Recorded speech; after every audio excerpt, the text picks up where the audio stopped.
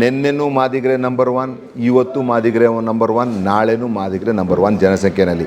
ಯಾರೇ ಏನೇ ಕುತಂತ್ರ ಮಾಡಿದ್ರೂ ಮಾದಿಗರು ಜನಸಂಖ್ಯೆಯಲ್ಲಿ ಕರ್ನಾಟಕ ರಾಜ್ಯದಲ್ಲಿ ನಂಬರ್ 1 ಅನ್ನೋಂಥ ಸ್ಥಾನ ಯಾರು ಏನೂ ಅಳಗಾಡ್ಸೋಕ್ಕಾಗಲ್ಲ. ಸರ್ಕಾರ ಏನು ತನ್ನ ಅಂತಿಮ ಆದೇಶ ಹೊರಡಿಸಿದೆ 25/8/2025 ಪರಿಶಿಷ್ಟ ಜಾತಿ ಒಳಗಡೆ ಒಳ ಮೀಸಲಾತಿ ಜಾರಿನ ಹೇಗೆ ಮಾಡ್ಬೋದು ಅಂತ, ಅದು ನಮ್ಮ ಮಾದಿಗ ಸಮಾಜಕ್ಕೆ ಬರೆದಿರುವಂಥ ಮರಣ ಶಾಸನ ಅಂತ ಈ ಸಂದರ್ಭದಲ್ಲಿ ಹೇಳಲಿಕ್ಕೆ ಇಚ್ಛೆಪಡ್ತೀನಿ. ನಾನು ಯಾಕೆ ಮರಣ ಶಾಸನ ಅಂತ ಹೇಳ್ತಾ ಇದ್ದೀನಿ ಅಂತ ಅಂದರೆ, 35 ವರ್ಷಗಳಿಂದ ಈ ರಾಜ್ಯದಲ್ಲಿ ಹೋರಾಟ ಮಾಡ್ಕೊಂಡು ಬಂದಿರೋಂಥದ್ದೇ ಮಾದಿಗ ಸಂಬಂಧಿತ ಜಾತಿಗೆ ಸಪ್ರೇಟಾಗಿ ವರ್ಗೀಕರಣ ಮಾಡಿ ಒಳ ಮೀಸಲಾತಿ ಅವ್ರಿಗೆ ಕೊಡಿ ಅಂತ.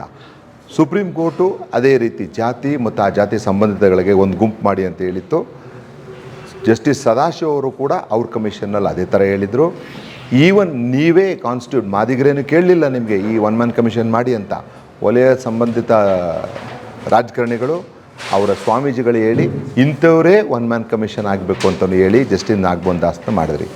ಅವ್ರು ಕೊಟ್ಟಂಥ ಒಂದು ರಿಪೋರ್ಟ್ನು ಕೂಡ ಧಿಕ್ಕರಿಸ್ತೀರಿ ನೀವು. ಯಾಕೆ ಜನಸಂಖ್ಯೆ ನಿಮ್ಮದು ಕಮ್ಮಿ ಆಗಿತ್ತು ಅಂತ. ಅರೆ ಇರೋದಕ್ಕಿಂತ ಜನಸಂಖ್ಯೆ ಇನ್ನಷ್ಟು ಬರ್ತದೆ ಅಂದರೂ ಸಹ ಅಲ್ಲೆಲ್ಲ ಈ ಕಡೆ ಪರ್ಮಿಟೇಷನ್ ಕಾಂಬಿನೇಷನ್ ಮಾಡಿ ಜೋಡಿಸ್ಕೊಂಡು ನಿಮ್ಮ ಸಂಖ್ಯೆನ ಮೇಲ್ ಮಾಡ್ಕೊಂಡಿದ್ದೀರಾ. ಅದು ಕೂಡ ಕಾನೂನು ಬಾಹಿರ. ಈ ಎಲ್ಲ ಕಡೆ ಅಣ್ಣ ತಮ್ಮದಿರು ಇನ್ನೊಂದು ಮತ್ತೊಂದು ಹೇಳ್ತಿರಲ್ಲ, ಅದೆಲ್ಲ ಆ ವಾದ